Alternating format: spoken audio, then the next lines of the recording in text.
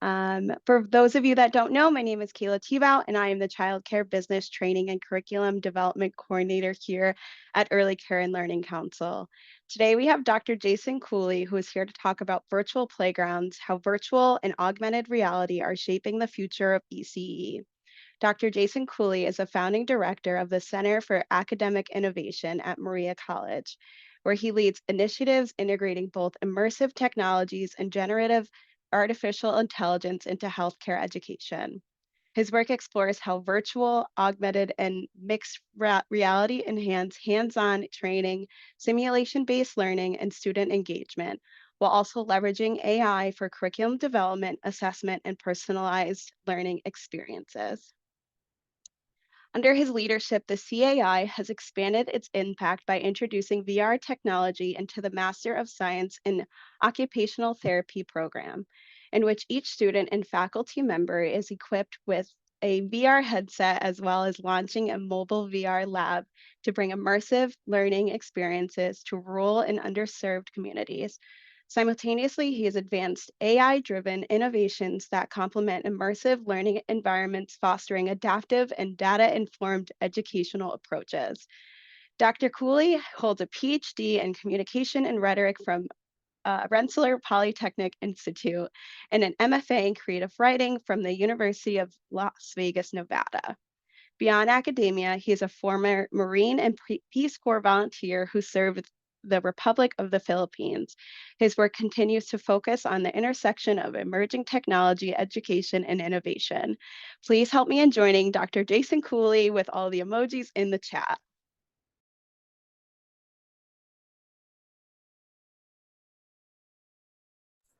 Thank you, Kayla. Much appreciated. All right. I thank everyone for their patience, and we'll get started. All right, let's hide this right here.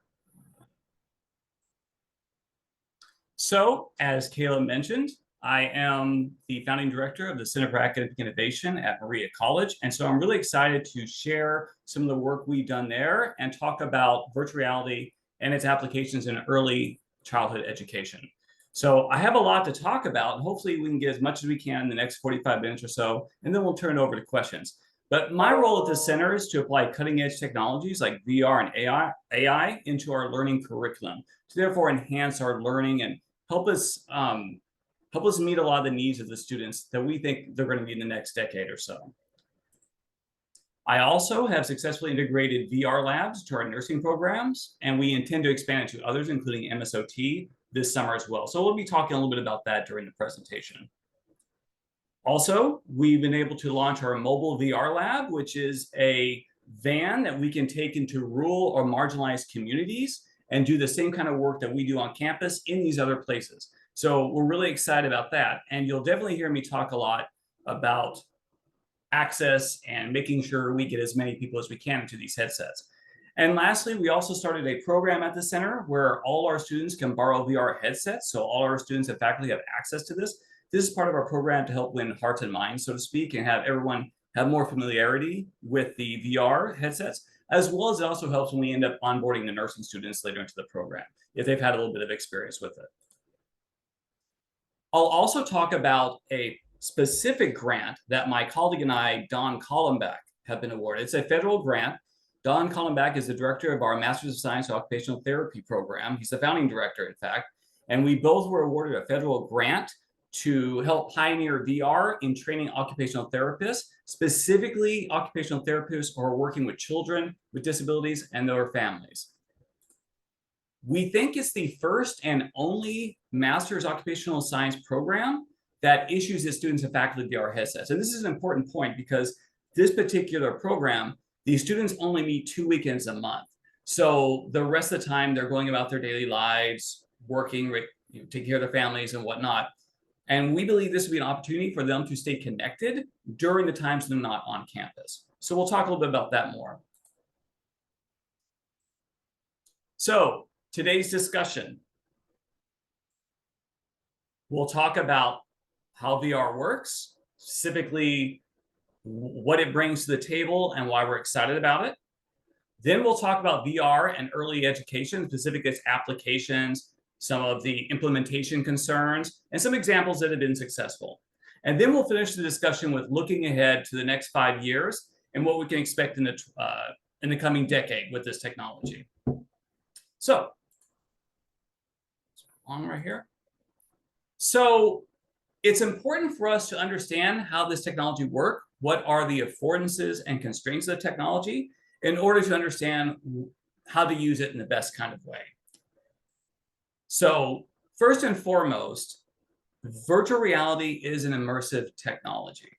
And what we mean by an immersive technology, we usually specifically refer to about the end of the 18th century and onward.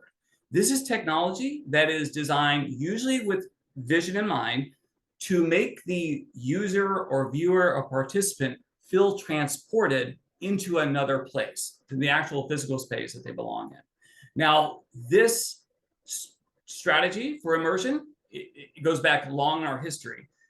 Examples of all the way back to cave paintings, to the camera obscura, to other kind of, even some of the Renaissance paintings. But it's not until we get to about 1790s where the technology is specifically focused to transport its viewer participant into this other world. And one of the best examples we can think of is Robert Barker's The Panorama, 1793.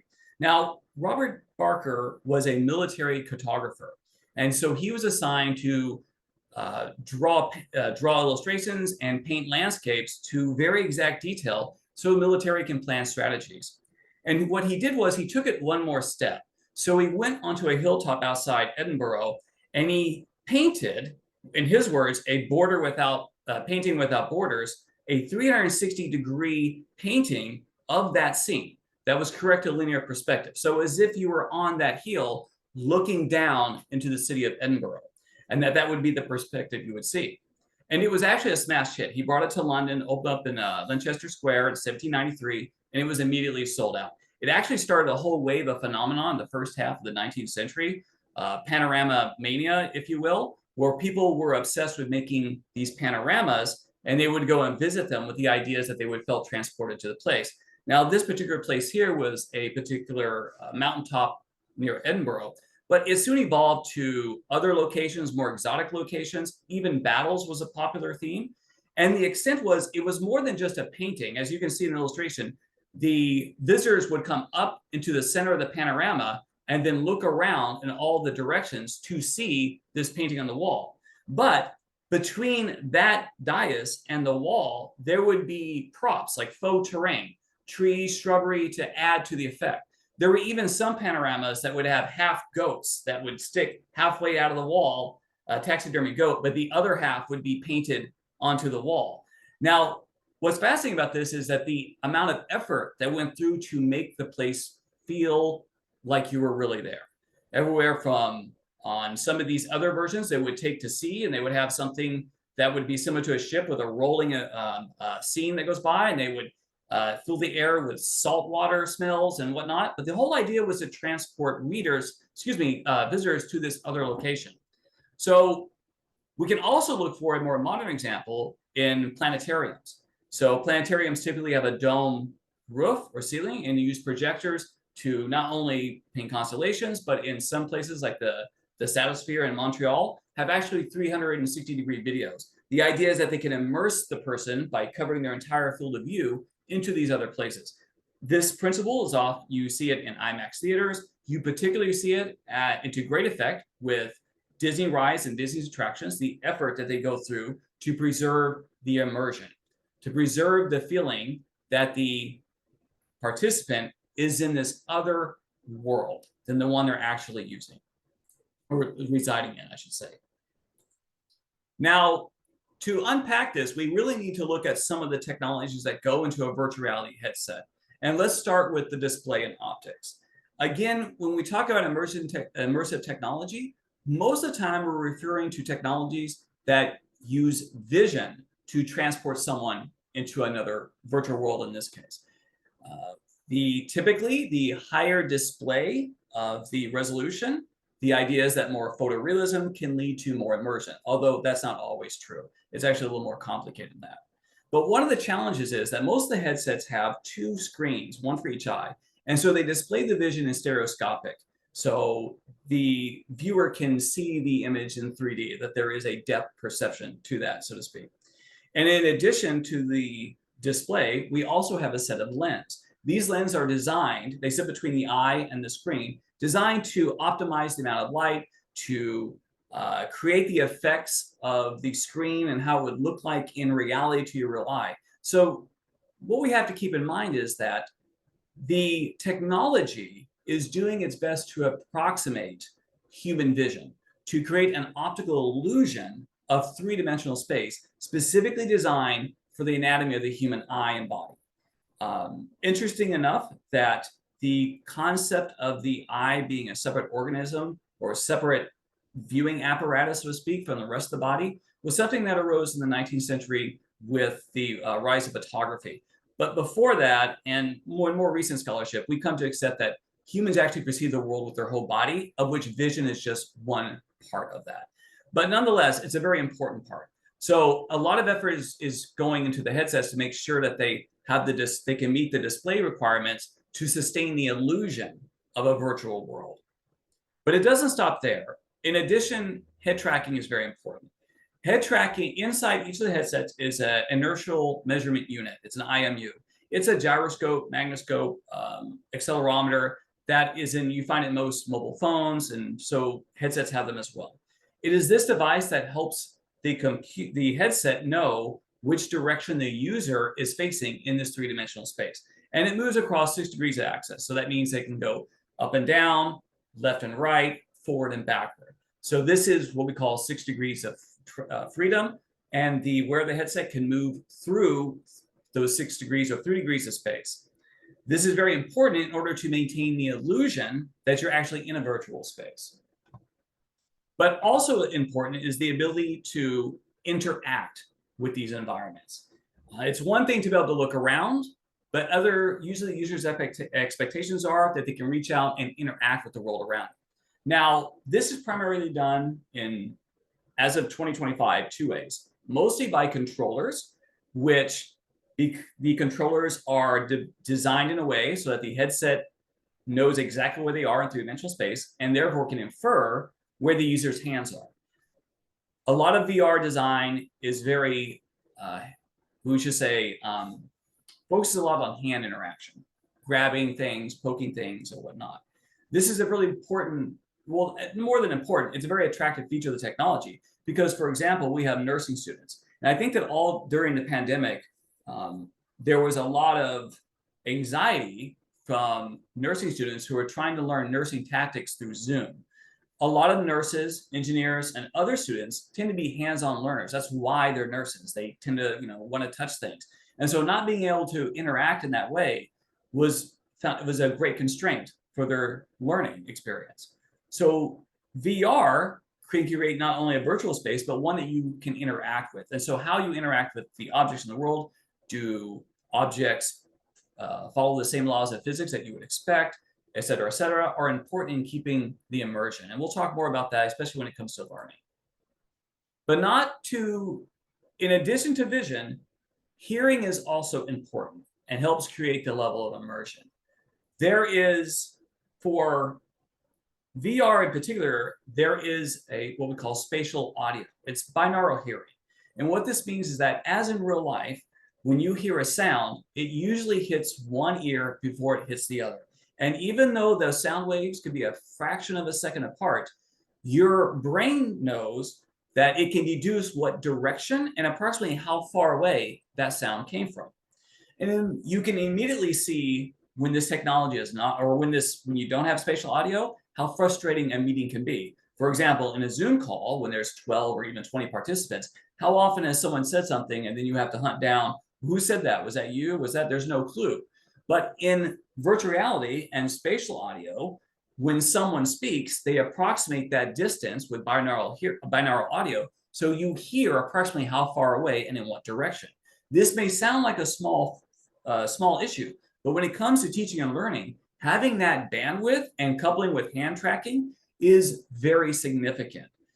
For example, if you're in a nursing simulation and some students may not recall the name of a particular instrument or a particular medication, they can just point with their finger. The hand tracking will track the finger, or the controller knows when the finger is not touching, and therefore the student can just point at something.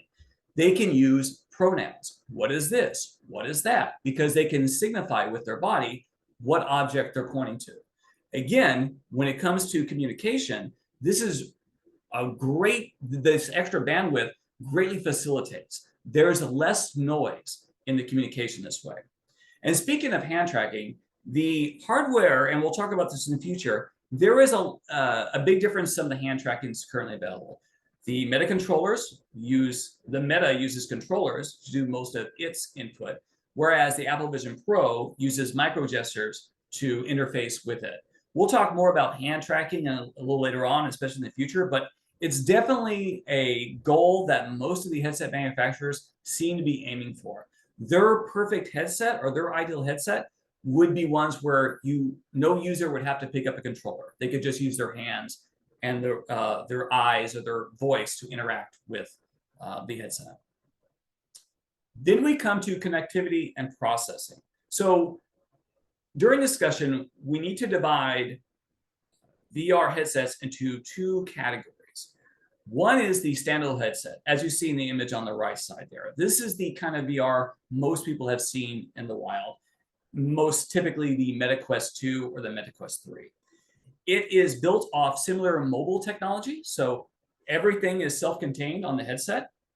It has its own chipset, it has its own battery, and with that comes all the constraints that restrict the technology. For example, because it has to use a battery, that means it can only use so much power from the chipset.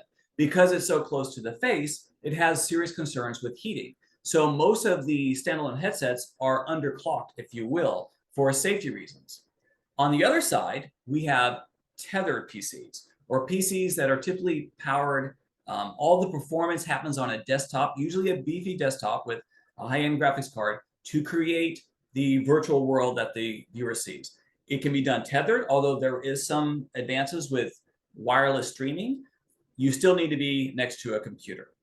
So a lot of what we're going to talk about when it comes to early childhood, early education will be with standalone headsets. But we will talk a little bit more about where the place is for the tethered headsets. So why the hype? Why are so many people so excited about virtual reality? Well, it comes to two particular psychological phenomenons that occur with immersive technology. And virtual reality does this very well. The first one is spatial presence. The second one is social presence. So let's talk a little bit about spatial presence first. Spatial presence, as we discussed before, is the feeling of being there inside of a virtual environment. As you move your head through the computer-generated world, so too does your perspective. So it creates the illusion that you are there. If you step into a virtual world that's on the moon, or in some fantasy landscape, or ancient Egypt, what you see is that landscape move around you as you move your head. Users perceive the world as real and immersive, even if they know it is simulated. There's been some really great work by Slater back in the 90s called the PIT experiments, in the early days of virtual reality studies.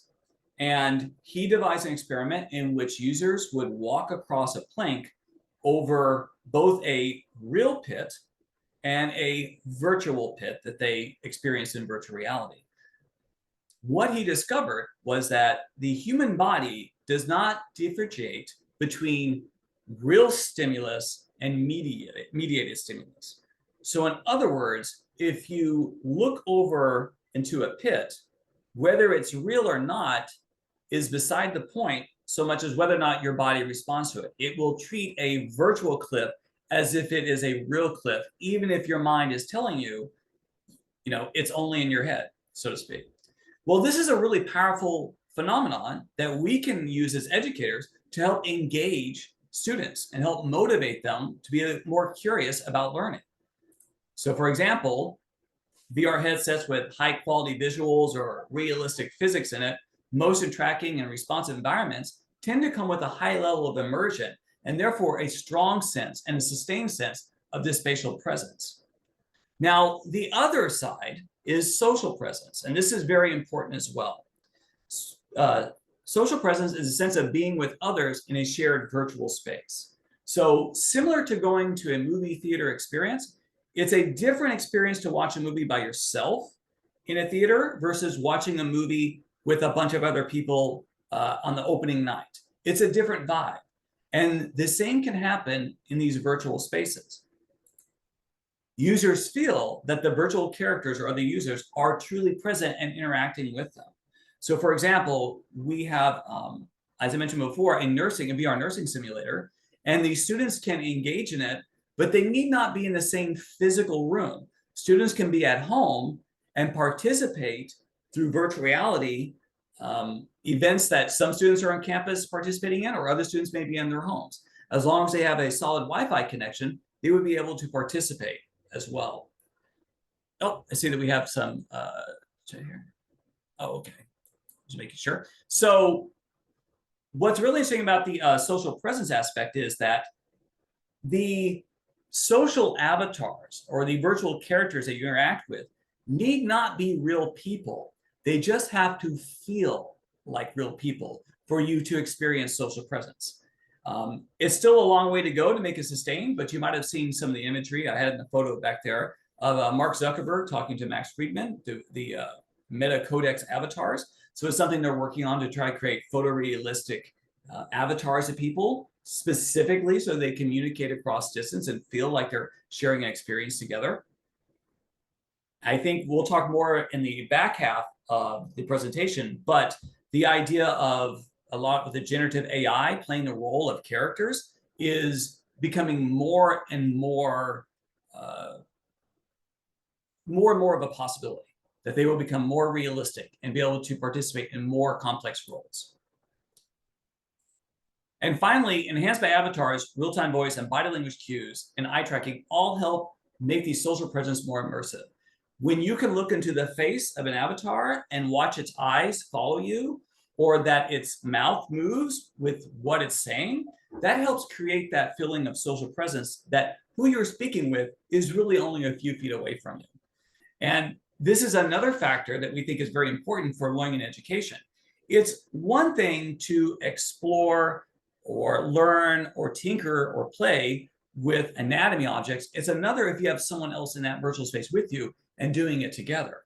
For example, we'll talk about Medical Holodeck, which is one of the anatomy and physiology virtual reality apps that we're using. Students can create a shared space with a giant heart, a human heart that's the size of the room, and then they can enter the human heart together at the same time and then point around and have a discussion about it. I always say that if a picture is worth 1,000 words, a VR experience can be worth 1,000,000. And there's something about stepping inside of a spatially oriented human body with other people and immediately being able to ask questions in real time about it. It's a very powerful experience and can be leveraged for learning and education. So to wrap up why the hype, basically this technology can help enhance engagement through the two forms of presence, but it also allows for experiential learning. That is, it creates a space where students can practice working with a patient, and they can fail in that space without fear of great consequence. They just try again, and again. The great thing about some of the VR is that when virtual reality becomes cheaper or can replace a high cost asset and do it effectively, that's when it's best to implement it. So we can use the nursing labs in VR so that students can practice as many scenarios as they need until they have the collaboration, the communication, and critical thinking skills. Or in other words, they can think like a nurse. And that they can practice these scenarios to almost any degree of customability, they're aligned with our learning objectives. So that way, when they meet their first human patient, they're not starting from zero. They've already had many hours of many different kinds of simulations. And the truth is that not all clinicals are created equal. Some students will go to a clinical and have a pretty mundane experience where it's almost the same thing every day. Another student does a clinical and has something different every day. That's just a roll the dice. There's no control in that. But on our end, we can do the best we can to help prepare those students so that when they do meet their first human patients, they're not starting at level 0, they're ready to hit the ground running. And this also supports multi-sensory learning, which I mentioned before. A lot of nursing students or OT students and health workers, excuse me, tend to be very hands oriented. So we want to create a simulation where they can use their hands to interact with everything, as opposed to a keyboard or a textbook. And this way they can interact with it, then kind of feel the contours, so to speak, of, and they can also help with muscle memory with procedures. So it's a very important part of the simulation. But what has probably people the most excited, especially when it's coupled with AI, is personalized learning. Because we know which student will be wearing the headset, because each student can see their own virtual world independent of what others have, and because they can work at their own pace through that, we have a device that really facilitates personalized learning. And what this can help us do is target per student what they need to work on and what challenges or what areas we may want to enhance. Unfortunately, a teacher has to work with the whole classroom of students at once. But if there's these other tools that can come in and help monitor and help develop some of the students, that gives more power to the educator. And while I'm on this subject, I think it's very important to dispel one myth when we talk about VR technologies. The VR technology is another tool in the toolbox to help us do more things. It is not replacing human to human experiences. Those are irreplaceable. They're very precious. So one way to create more value of those human-to-human experiences is to front load your students with more simulation practice so that they will get more out of the human-to-human experience. When students are in simulation, it also frees up our faculty so that they can work on more important things that only faculty can do, namely remediation or working one-on-one with students. So another way to kind of think about this, and I'm going to give you 3 examples of how we're using some apps that we are using that do exactly these things. So the first one you see is UbiSim, which is our nursing simulator. In this particular example, we have 3 students who are working in pediatrics around a child. They have a particular procedure or MAR and TAR that they follow. There's something in the scenario. In this particular one, maybe the baby is having some kind of allergic allergic reaction. And so it needs some kind of assistance with that. And the students can talk to each other. They may not even know the name of all the tools or procedures, but because there's hand tracking, we know where students are looking at. It feels like they're all in the same room trying to solve this problem together, trying to work through it. And one of the most important things to teach in nursing is that point of view, that ability to think like a nurse, to synthesize all the information you have and be able to make decisions off of it. The other app we use, as I mentioned before, is Medical Holodeck. And so what that application is allows students to enter anatomy and physiology spaces together with both 3D anatomical models, DICOM, MRI. It can be case specific. And as I mentioned before, it's a great opportunity for students to come together in a shared space, whether they're in the same physical space or they're afar, to interact and take quizzes or assessments together as a team or individually with these different anatomy, whatever that be learning. And the third one, perhaps one of the most innovative ones, is Ovation VR. Now, what this application does, it was primarily, when it first came out, presented as a public speaking simulator, but it has become something so much more. What it allows you to do is create almost any kind of scenario and populate that scenario with agents or NPCs powered by an LLM like ChatGPT. So what we do is we train the NPCs for specific roles. For example, a patient having a schizophrenic episode. And then we can put a student in that so they can interact with the patient in real time. They speak to the patient hears, responds back in voice in real time, so that they can have a simulation that focuses mainly on communication and critical thinking skills in that area. The problem with trying to role play a patient having a schizophrenic episode in the classroom is that, quite frankly, most students have never had an experience with someone who's had a schizophrenic episode.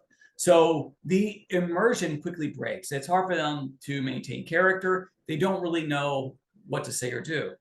But with an agent controlled by an LLM like ChatGPT, we can not only program what to say, but it will be trained to specifically act like a schizophrenic and respond to only certain procedures that we have trained it for. We can even make the patient hostile or docile. We can have the patient not even speak a language that the user is knowing and have the user try to work with that.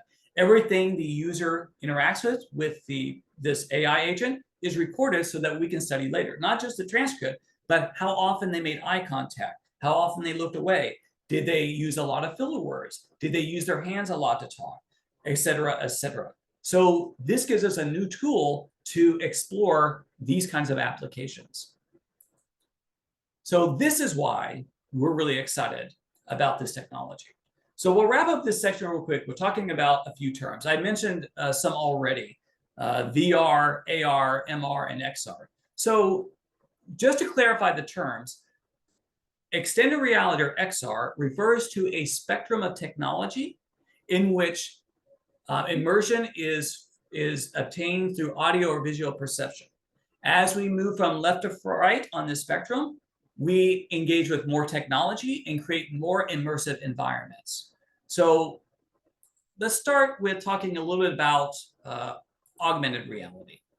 So augmented reality is the ability to look through transparent optics and seeing a computer overlay of your real world, right?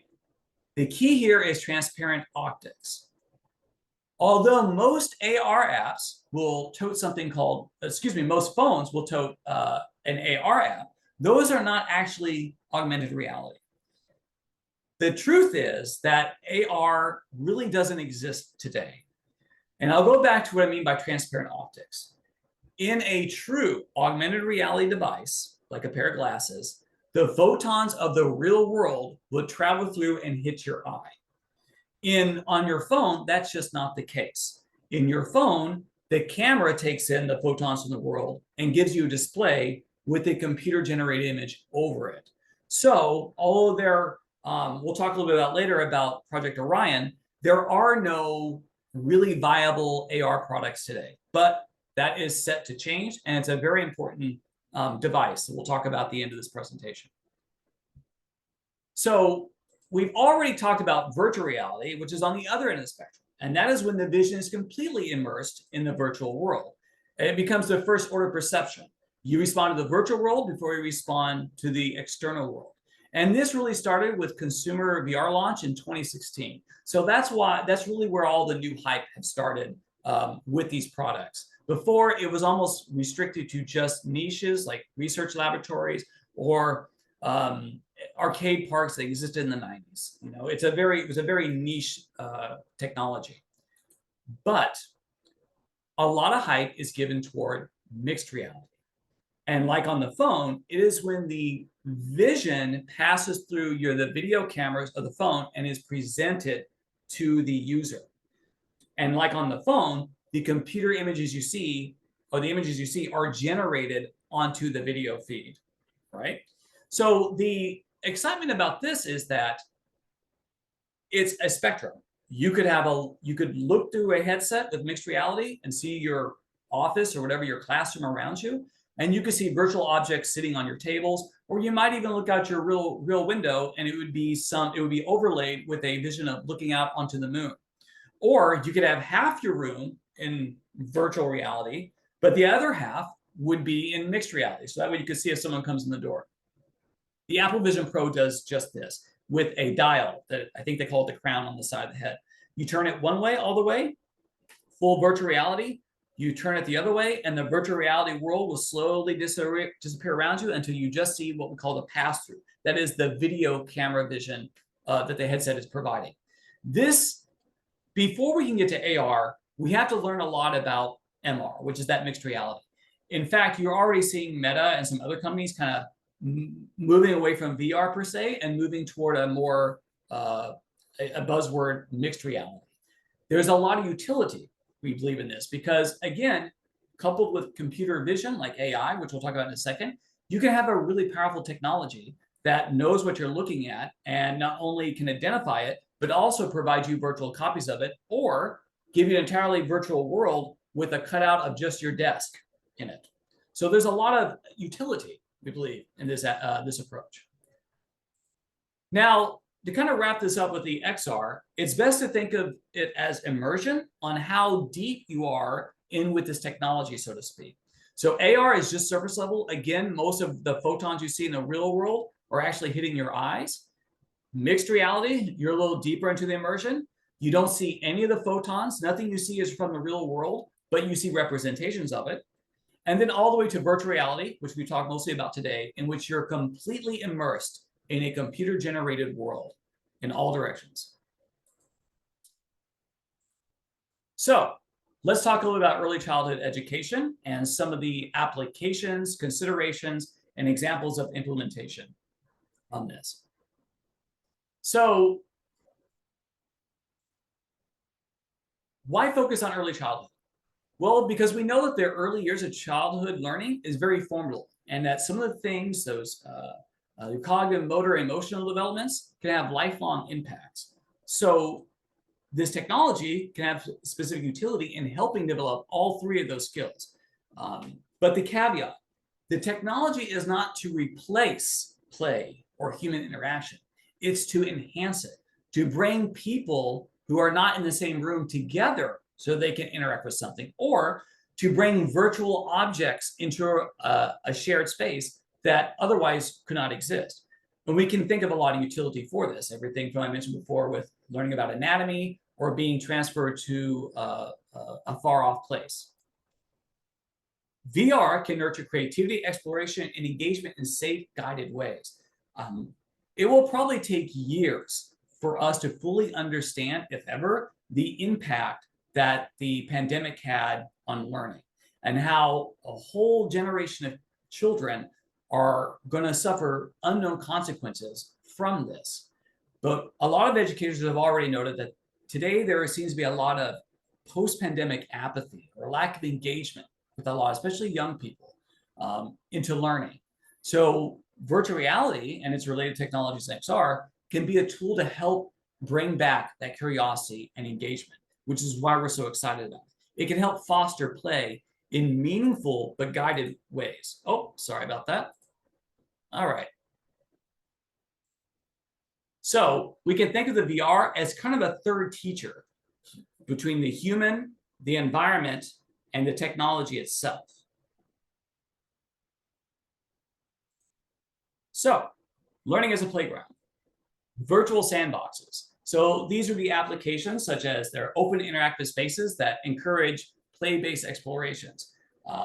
For example, we have all seen how children can play with Legos or Minecraft to build things. Virtual reality is no different, where they offer lots of type of interactions. One was called, one that comes to mind is a Fantastic Contraptions, which was a VR application in which 4 users have to build some kind of contraption in order to get across some goal. For example, building a vehicle that can jump a bridge so it can make it across a chasm.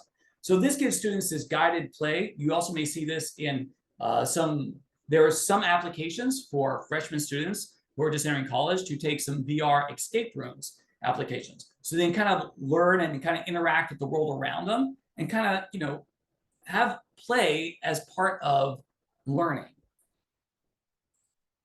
So digital storytelling. VR also does this very well. We all know the power of a story and how it can help foster imagination and choice making. And of course, we can tell stories in virtual reality. And there's actually, because it's a much broader bandwidth, there's lots of types of storytelling one can tell, but mostly on interactive, such as, you know, something that the user is doing is going to have some kind of meaningful consequence on the impact of the narrative. And finally, creative expression, painting, building, music making in immersive environments. We'll talk a little bit more about a painting application that has been used in some projects and some studies that allow students to just paint in 3D space together and giving them an opportunity to be expressive and learn and from this creative space. Encouraging engagement, but battling the post-pandemic apathy is how we can sum a lot of this up, bringing back that engagement and motivation. We mentioned before that there is some skill development when we come with immersive play, cognitive, spatial reasoning, sequencing, creative problem solving. For example, there are applications which you can rebuild cars One is called Wrench, which is imagine a giant puzzle with over 3,300 pieces, where every single part of a car has been scanned down to the washer and screw, and you can put it together. So in ways that you couldn't practically do, or would be resource intensive to do in a traditional classroom setting. Motor coordination. This is used a lot with rehabilitation. Imagine a VR application for occupational therapy in which the fishing motion, casting a reel, is mapped to a particular type of motion that the student, or I should say the patient, has to use for rehab, some repetitive motion. So it's being used that way as well to help with therapy. It also has a very strong role with social emotional, creating empathy through cooperation, identity building, and role play. We mentioned before the role of escape rooms, or students happen to be in a virtual space and they communicate through team building exercise. But one of the other things that VR can do is help take another perspective. You can create scenarios from the point of view of a nurse or the point of view of a patient, and this to help empathy building. So the point here is that it's not a gamified education, it's developmental practice in a digitally enriched background. So we're leveraging the learning capacity to play in a more focused way with this technology. So there is a couple of caveats as we wrap up. Age-appropriate design principles. That means that because these children usually have to have shorter sessions, the headset is heavy, can't wear it on their head. And to this point, you may see a lot of disclaimers, such as Meta says, like, children under 10 should not use this headset. It's not because the headset itself causes any health problems. It won't do anything to their eyes. The problem is that children under 10 should not be left unsupervised with one of these headsets on.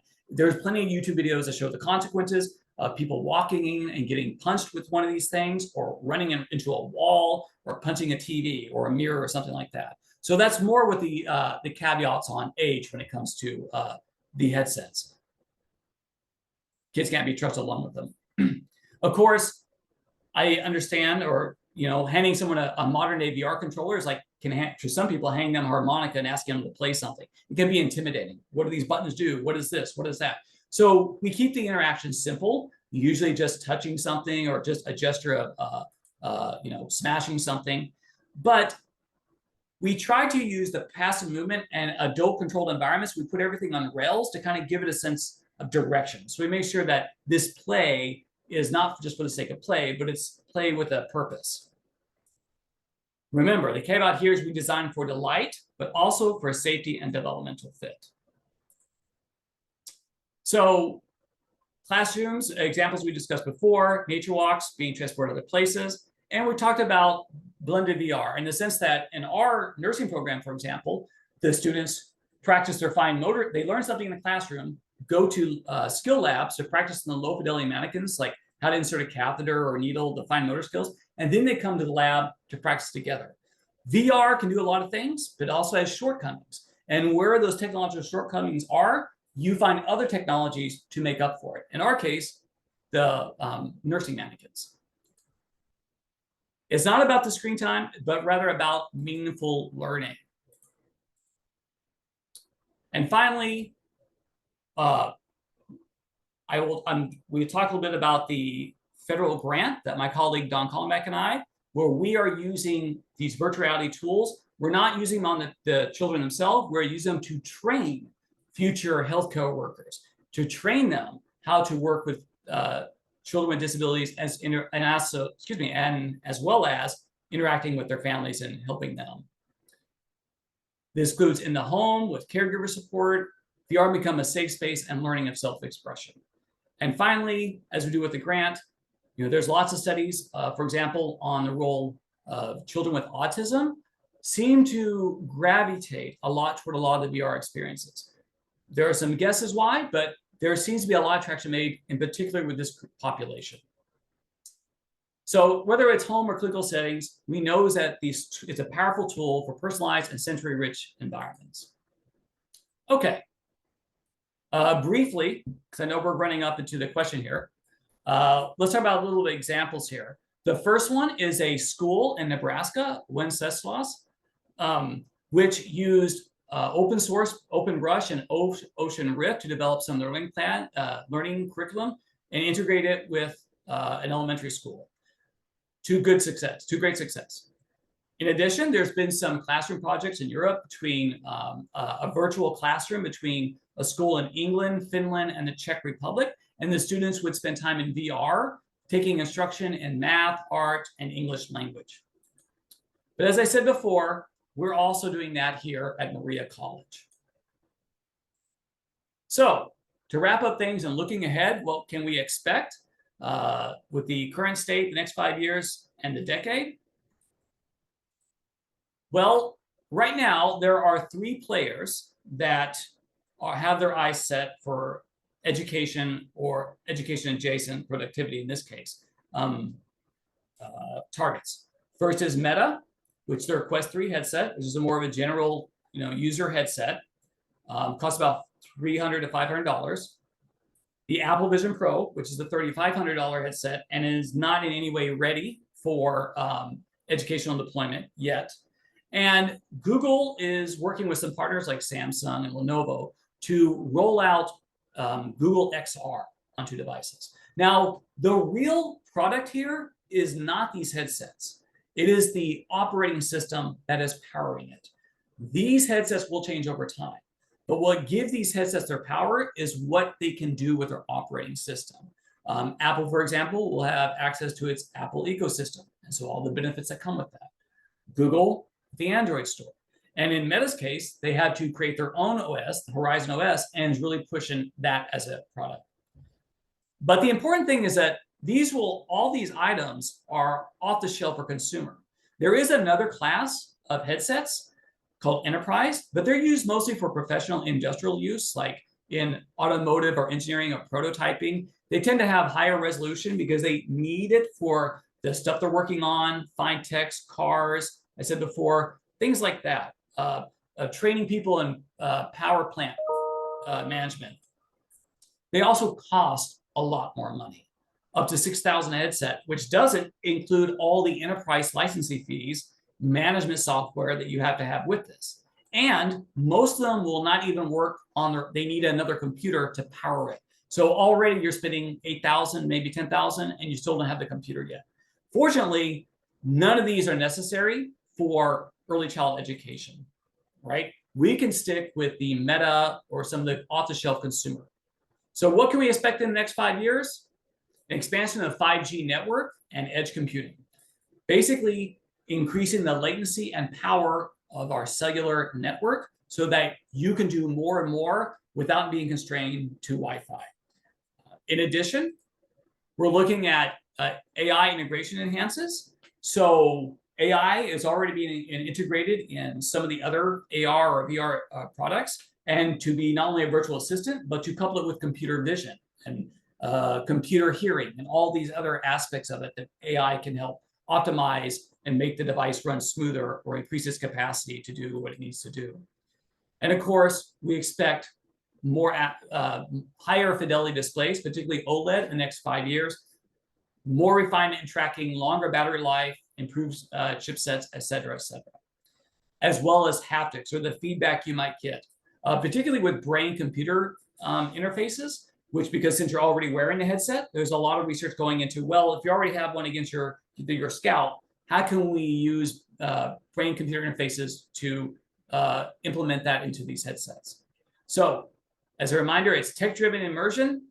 We're talking about innovating on the XR pipeline and the emerging XR frontiers. Okay, the industry is projected to grow tremendously. Some people think that this may be a little, optimistic. Some people are pessimistic about this, but they do reflect a real momentum in enterprise. Like, we do know that these areas by market numbers are growing every year, especially in the enterprise or training side. But the next decade, in the 2030s, I mentioned before, we won't even see transparent optics until then. We should expect to see more AI being part of our lives, and of course, more powerful 5G networks, so that you can take your headsets farther and far, almost anywhere in the world, and still be able to use them. Increased biometrics, it will know more what you're, just like on your Apple Watch, you can expect more of these biometrics eye tracking, eye retina recognition and whatnot, and more bodily tracking. The goal of this is to shaping XR into a seamless, natural extension of everyday life. So I want to thank you all for your attention today and for the little late start, and a special thanks to Early Care and Learning Council for supporting conversations like this. And I will invite anyone here to reach out to Dr. Collenbach or I if interested in building partnerships or roles, especially with this grant. We are looking for partners. We are looking for sites to send our healthcare workers and partners to help develop some of these curriculums. So with that said, we're going to open up the presentation to some Q&A for a few minutes here. And I'm going to a couple of reminders real quick before I close this presentation.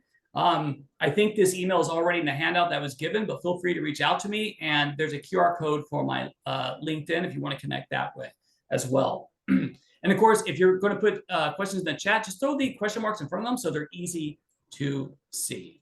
So with that said, I think you can see me. My PowerPoint is closed, so I'm ready to answer any questions that we may have. Thank you so much, Dr. Jason. There's a couple questions in the Q&A. First is from Tatiana. It says, are there studied impacts of VR in children that we know about?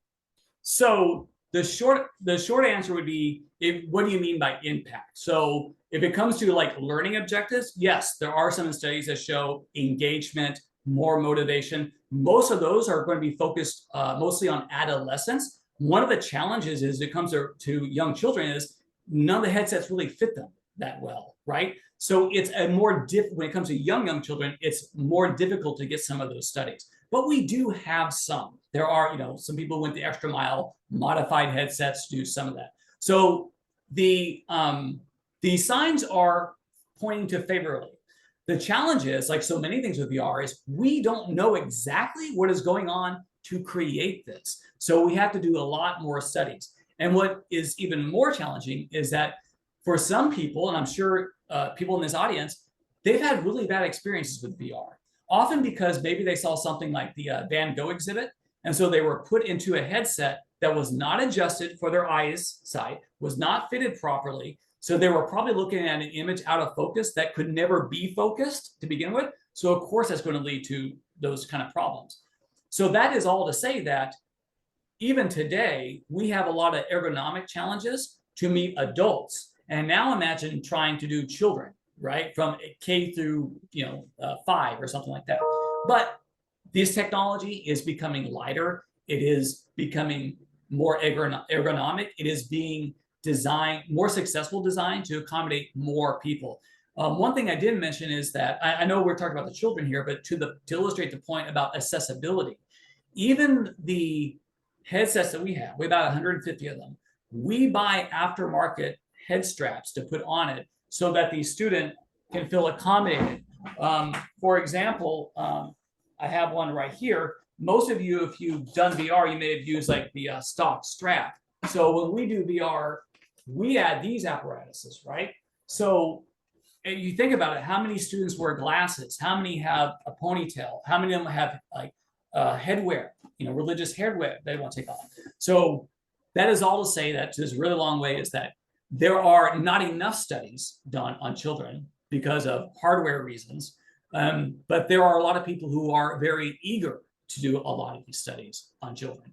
And it's been a even slower role than doing it with patients. I hope that answers your question. We have another question, but we are running out of time. So if anybody saw the QR code, just take a look at that and send Dr. Coley your question. I'm sure he'll answer it. But last question is, what training and support would be needed for teachers before using these in classrooms? And are there any support resources available in terms of funding to integrate these into schools? That is the million-dollar question. All right. I think the short answer is probably no and maybe. So just to kind of anecdotally, when we designed our nursing labs, I was fortunate enough to work around, my colleagues are rock stars, so I was able to work with them to design this. I have had, since the success of this lab, I have had many people reach out to me who have a simulation lab some other place. And over again, there's a common tragic tale. Somebody will get a headset or get some kind of technology, and then that person leaves and nobody knows how to do anything with it. So it sits on a shelf and starts to collect dust. And I have seen many, I won't say many, but I know there are VR labs out there where the implementation of VR is just a side note. It's just like busy work.